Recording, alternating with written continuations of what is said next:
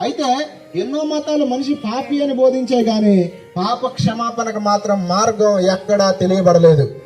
మీరు డాక్టర్ దగ్గరికి వెళ్ళినప్పుడు డాక్టర్ మీకు జ్వరం వచ్చిందా లేదని టెస్ట్ చేయడానికి మీ నోట్లో చిన్న పుల్ల లాంటిది ఇప్పుడు నోట్లో పెట్టట్లేదు, అందరికి ఇన్ఫెక్షన్స్ వస్తున్నాయని.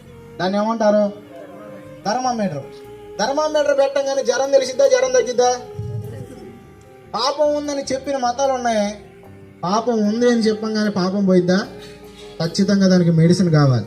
ఖచ్చితంగా పాపం ఉందని చెప్పినాయి కానీ పాప పరిహారానికి మార్గం మాత్రం యేసు ప్రభు మాత్రమే తెలియజేశాడు. అసలు మీకు విషయం తెలుసా? యేసయ్య పుట్టడానికి ప్రధానమైన కారణమే ప్రతి మనిషిని పాపం నుంచి పవిత్రపరచడానికి. చూడండి, మత్తయి సువార్త ఒకే ఒక వచనం చదివేసి నేను ముగించేస్తాను. మత్తయి సువార్త 1:21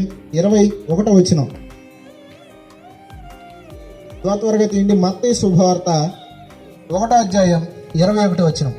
ఆమె ఒక కుమారుని కనును తన ప్రజలకును వారి పాపముల నుండి ఆయనే రక్షించును గనుక ఆయనకు యేసు అను పేరు పెట్టబడెను. ఎందుకు ఆయనకి యేసు అని నామకరణం చేయబడిందో తెలుసా?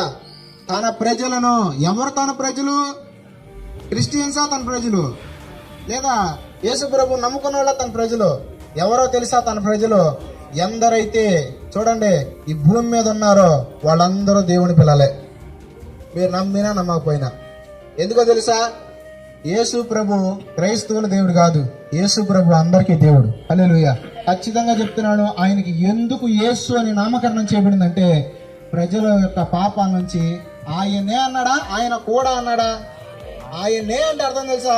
ఆయన తప్ప ఇంకొకడు లేడు అని అర్థం. అర్థమైందా? ఖచ్చితంగా నేను అన్వేషించాను, ఈ సత్యాన్ని తెలుసుకున్నాను.